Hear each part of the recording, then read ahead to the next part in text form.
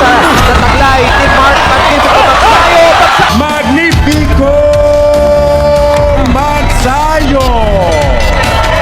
Damas y caballeros, Jorge Canmata. Balitang esports, nag-aatikabong mga laban. Matapos ang matagal na pananahimik, matutuldukan na ang matagal ng pag-aabang ng mga Pinoy fans. Dahil ang former WBC Featherweight World Champion ay magbabalik aksyon. Siya si Mark Magsayo, 27 panalo, 2 talo at 18 dito ay tinapos niya sa knockout. Binansagang Magnifico dahil sa bilis at tulis ng kanyang mga suntok. Kung saan nag-training na ito at nakabas na sa California, USA. Kung saan lalo pang sumagad ang lakas at bilis ng kanyang mga suntok. Ngayong Hulyo 19, 2025, sa ilalim ng undercard ng mega event na Pacquiao laban sa Barrios, magsasagupa si Magsayo laban sa isang mapanganib na Mexicano. Isang WBO North American champion na may 21 panalo, 2 talo at 13 knockouts. Si Jorge Matacuellar, isang boksingerong galing sa 5 sunod-sunod na panalo, agresibo, malakas at gutom sa tagumpay. Habang ang ating si Magsayo, matatandaan natin mula sa kanyang 2 sunod na pagkatalo kontra sa mga world champions na sina Ray Vargas at Brandon Figueroa. Gawa ng nahirapan ito sa timbang sa featherweight division. Nagpasya na ang kanyang kampo na umakyat sa super featherweight ang ating kababayan. At dito pinatunayan ni Magsayo ang kanyang bagsik. Mas malakas, mas agresibo, mas mapanganib. Patunay, yung laban niya kay Isaac Avelar na nagyabang pa na patutulugin daw si Magsayo sa round 1. Pero ang nangyari, siya ang napatulog at naisugod pa sa ospital matapos ang brutal na knockout. At dahil dito, pinag-uusapan na si Magsayo sa division at nagsilbi itong babala sa mga champion. Pero bago pa man sumabog ang pangalan ni Magsayo sa mundo ng boxing, balikan natin ang laban na nagpakilala sa kanya sa mundo ng boxing. Dito ay nakakaharap niya ang future world champion ng Mexicano, ang pinakahambog na si Rafael Reyes, na naghahanap pa ng mas malakas na kalaban, na nagbanta pa na pabagsakin ng maaga si Magsayo. Mark Magnifico Magsayo. Pagpasok pa lang ng laban, palitan agad ng mga malalakas na suntok kung saan gusto nilang tapusin ng maaga ang laban. Reyes trying to work with Sayo. Stalking Reyes. By Reyes, an overhand right. Sayo win over the Mexican one. Sayo had over fights as an amateur. No hubo rounds suyos y están viendo a ver quién les va sin quitarse golpes, recibiendo y lanzando. Pero bueno, para la pelea Reyes took by Reyes. He's a power puncher. He likes to come forward. Problem is if he leaves himself open. Ngumingiti pa si Reyes habang tinatamaan, sabay hamon ng sabayang suntukan at walang takbuhan. Pero nang tumama ang mga malalakas na bitaw ni Magsayo, napaatras ang mayabang na si Reyes. Kaki itong si Reyes. Magsayo. On the pace, Ronnie. Oh, he got caught with the left hook. Ganda ng opening round dito. Final 10 seconds. Very competitive opening round. Yeah. Round 2, bakbakan ng matitinding suntok. Palitan ng apoy, basagan talaga ang hanap ng padala ng Mexico. Of Reyes. Delikado at baka mapunta sa mata ni Magsayo. Tama. Remember ni Muhammad Ali, Sanilist. Más adelante, movimientos, ante el Chivas, más adelante. Candelita ahora de parte del magnífico Magsayo, Candelita. A flurry of left hooks, and Reyes is smiling and comes back with the body shot of his own. We have a very, very good fight, Ronnie. Reyes, very competitive. Magsayo showing speed and power, but also getting a taste of the power of Reyes. Yes. The previous round. With that foul.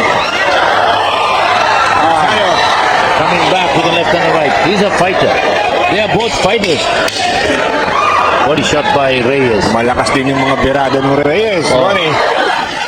Good hand by Reyes. Kneeling Magsayo. Magsayo again, kneeling across the belt. Round 3, nagkunwaring tinamaan ng low blow si Suarez pero binilangan pa rin ng referee. Very close fight. Sayo.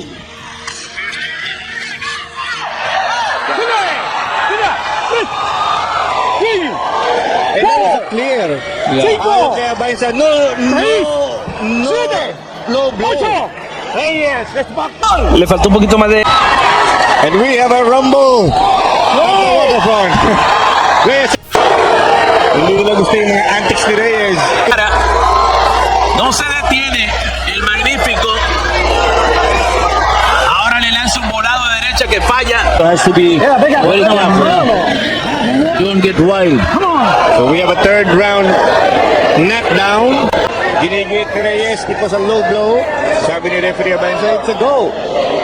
Clean go. Tingnan natin mga slow-mo replay at the end of the round. Good right hand by Reyes. You know this guy's tough. Oo. Buhay pa. Ito. Round 4 na gumanti ng totoong low blow si Suarez, ngunit bistado ito ng referee, kaya na warning ang hambog na Mexicano. So along the belt line Yeah. Hindi siya talaga terribly low. So very sharp call from referee Good Abanza. right by Reyes. A lot of shoot. Oh, big right hand. Reyes taking the blow. Oh, good left. Matapang, ha? Ang ganda ng palitan. Sulit ang aksyon. Rapid power nila kay Magsayo. Pero binigay. Magsayo. But Reyes keeps charging in. Papulo na naman. Sinasabihan ng referee Abanza. The head. Watch your head. Reyes saying, alright. Muy clara, pero es lanzar un poquito más de golpe, golpear abajo también, no nomás a la cabeza para irle mermando la condición, pero bueno, está enfocado en noquearlo, no sé, arrancar la cabeza en el buen sentido. Big right hand. Cracking right hand. There is a wallop of the right hand mula kay Mark. With the left and the right to the side of the head. Buwang loob dito si Reyes, ha? Oh, nagalaman ito. Bakbakan talaga. Beautiful left by Reyes. Well, that is. Magsayo got caught. Magsayo backtracking. At sa round 5, dito na tinapos ni Magsayo ang kahambugan nitong ungas na Mexicano. Alam mo na, kita ko si Edmund Villamor came to the corner because Edmund Villamor was preparing Donny Nietes for the main event. He probably was by Reyes. Napapalaban si Mark Magsayo. Alam mo ba, si Magsayo, this is the first time he's really in a fight. Oh, there is no backing out.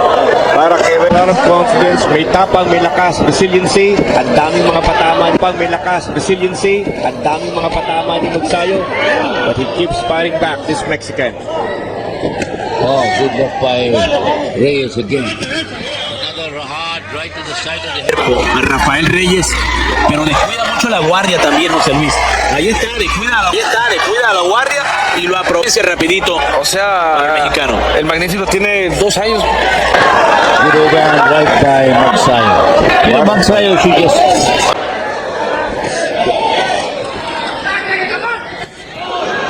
Good overhand right by Magsayo. Don't worry about this guy, just concentrate on what you have to do. Another beautiful swing.